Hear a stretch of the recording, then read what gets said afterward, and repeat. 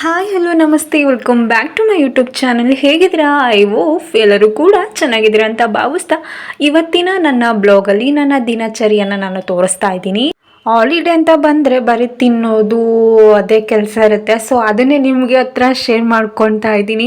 ಎಲ್ಲೂ ಕೂಡ ಸ್ಕಿಪ್ ಮಾಡಬೇಡಿ. ಹಾಗೆ ಹೊಸಬ್ರು ಯಾರೆಲ್ಲ ನೋಡ್ತಾ ಇದ್ದೀರಾ ಸಬ್ಸ್ಕ್ರೈಬ್ ಮಾಡಿಕೊಂಡು ನೋಡಿ. ಹಾಗೆ ಪಕ್ಕದಲ್ಲಿರೋ ಬೆಲ್ ಬಟನನ್ನು ಪ್ರೆಸ್ ಮಾಡಿಕೊಡಿ. ಯಾಕಂತ ಅಂದರೆ ನಾನು ಹಾಕಿರುವ ಪ್ರತಿ ವಿಡಿಯೋದ ನೋಟಿಫಿಕೇಶನ್ ಮೊದಲು ನಿಮಗೆ ಬರುತ್ತೆ ಅಂತ ಹೇಳ್ತಾ ತಡ ಮಾಡಿದ ವಿಡಿಯೋನ ನಾನು ಸ್ಟಾರ್ಟ್ ಮಾಡ್ತೀನಿ. ಬನ್ನಿ ನೋಡೋಣ.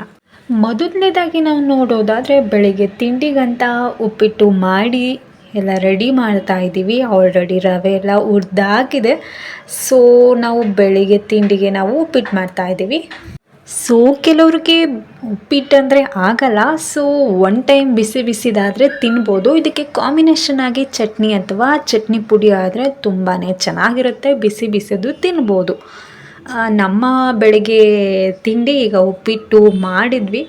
ನೆಕ್ಸ್ಟ್ ನಾವು ಎಂತ ಮಾಡೋದು ಅಂತ ಯೋಚನೆ ಮಾಡ್ತಿರ್ಬೇಕಾದ್ರೆ ನಮ್ಮ ಮನೆಯವರು ಆಲ್ರೆಡಿ ತೊಗರಿ ಕಾಳು ತಂದಿದ್ರು. ಸೊ ಅದಕ್ಕಂತಾನೆ ತೊಗರಿ ಕಾಳು ಸಾಂಬಾರು ಮಾಡೋಣ ಅಂತ ರೆಡಿ ಮಾಡ್ತಾ ಇದ್ದೀವಿ. ನೀವು ನೋಡ್ತಾ ಇರ್ಬೋದು ನಮ್ಮ ಅಕ್ಕ ಎಲ್ಲ ತರಕಾರಿಗಳನ್ನೆಲ್ಲ ಹಚ್ಕೊತಾ ಇದ್ದಾಳೆ.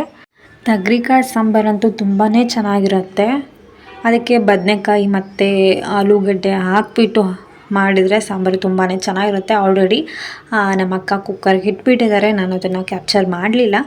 ನೆಕ್ಸ್ಟು ನೀವು ನೋಡ್ತಾ ಇರೋದು ನಾವು ಆಗಲೇ ನೋಡಿದಾಗೆ ಕುಕ್ಕರಲ್ಲಿ ಕಾಳನ್ನು ಬೇಯಿಸ್ಲಿಕ್ಕೆ ಇಟ್ಟಿದ್ದೀವಿ. ನೆಕ್ಸ್ಟು ಮಸಾಲೆನ ಹಾಕ್ಕೊಬೇಕು. ನಾವೆರಡು ಒಟ್ಟಿಗೆ ಹಾಕಲ್ಲ.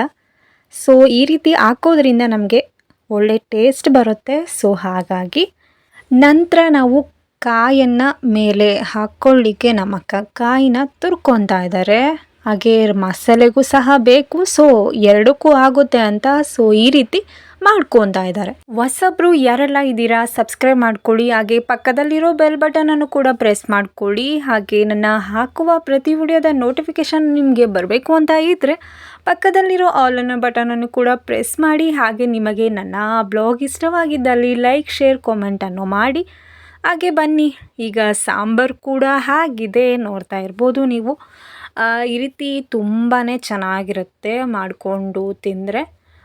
ನನಗಂತೂ ಇಷ್ಟ ಆಯಿತು. ಇದಕ್ಕೆ ಕಾಂಬಿನೇಷನ್ ಆಗಿ ಮುದ್ದೆನೇ ಚೆನ್ನಾಗಿರುತ್ತೆ. ಸೊ ಆ್ಯಕ್ಚುಲಿ ನಾನು ಮುದ್ದೆ ಜಾಸ್ತಿ ತಿನ್ನಲ್ಲ. ಅದೇ ಮನೆಯಲ್ಲಿ ಮಾತ್ರ ಬೈದು ತಿನ್ನಿಸ್ತಾರೆ. ಸೊ ಸ್ವಲ್ಪ ತಿಂತೀನಿ.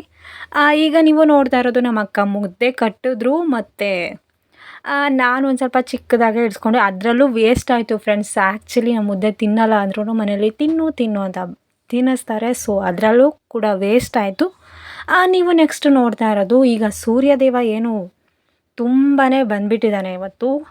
ತುಂಬಾ ದರ್ಶನ ಮಾಡಿಕೊಡ್ತಾ ಇದ್ದಾನೆ. ನೋಡ್ತಾ ಇರ್ಬೋದು. ಇಷ್ಟು ದಿನ ತುಂಬ ಕಮ್ಮಿ ಇರ್ತಿತ್ತು, ಒಂದು ಸ್ವಲ್ಪ ಬಿಸಿಲು. ಇವತ್ತು ತುಂಬಾ ಇದೆ. ಹಾಗೆ ನೀವು ನೋಡ್ತಾ ಇದ್ದೀರಾ, ಇದು ಯಾವ ಗಿಡ ಅಂತ ಗೆಸ್ ಮಾಡ್ಬೋದಾ ನೀವು? ಬೇಡ ಬಿಡಿ, ನಾನೇ ಹೇಳ್ತೀನಿ.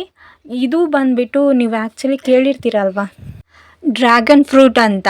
ಸೊ ಅದು ನಾನು ಬೀಜ ತಿಂದು ಹಾಕಿದ್ದೆ. ಸೊ ಅದು ಈಗ ಬಂದಿದೆ.